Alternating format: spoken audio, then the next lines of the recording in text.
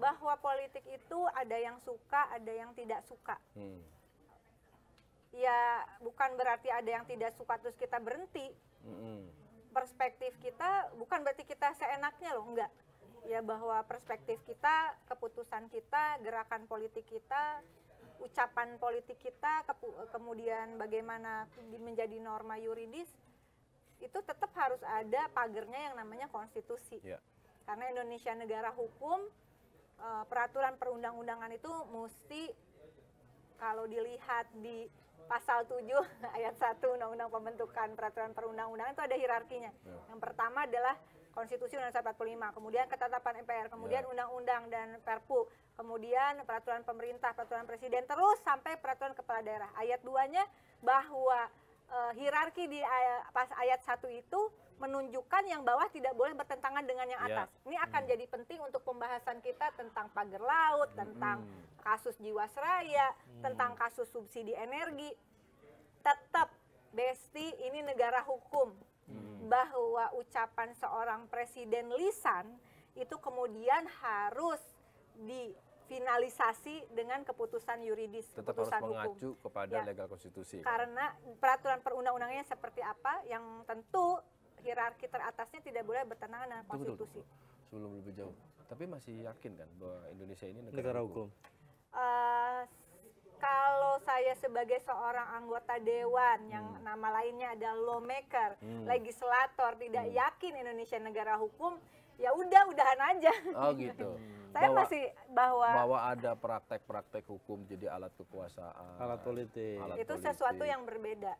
Itu permainan hukum. Tapi Indonesia tetap harus jadi negara secara hukum. Konstitusi adalah negara hukum. Kan udah jelas. Kita kan sumpah jabatan. Prakteknya? Bahwa prakteknya terjadi masalah penyimpangan hukum, nah itu yang harus ada penegakan hukum. Termasuk politik anggaran. Misalnya untuk penegakan hukum itu kan ini buku merah yang dicari-cari itu. Ya. Ternyata di sini. Kemarin ketinggalan pas rapat panik. Buku merahnya siapa sih? Nggak hafal aku. Tapi ini nggak disobek, Mas. Yang itu kan disobek. Ada yang disobek di sini. Iya. Nah, ini misalnya untuk sistem hukum, itu kan bagian juga dari Asta Cita dan seterusnya ya. Ngomong apa sih tadi? Jadi lupa gara-gara buku merah. Yang suka motong-motong makanya. Nggak apa-apa.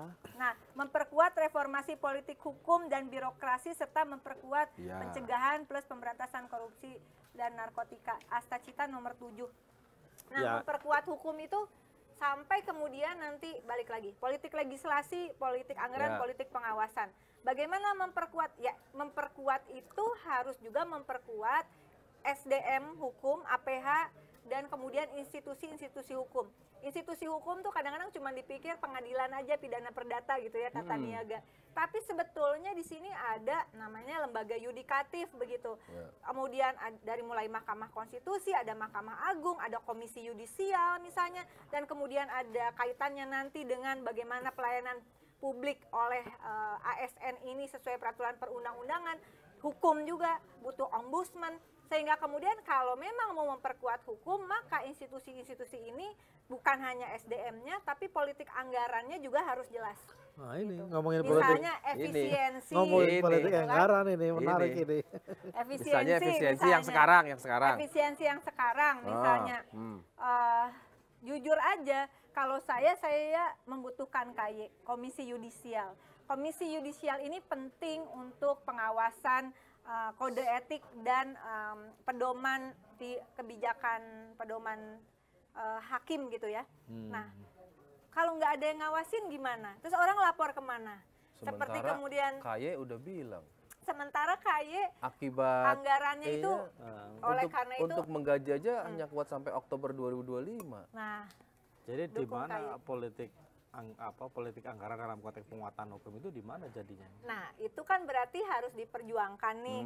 Diperjuangkannya gimana? Apakah hanya KY yang berjuang? Misalnya contoh dalam KY atau hanya orang ombudsman yang berjuang? Kita juga semua harus ikut memperjuangkan. Untuk itulah ada Viral for Justice. Ada hal-hal yang tidak ada waktu atau apapun alasannya tidak bisa disuarakan di forum-forum resmi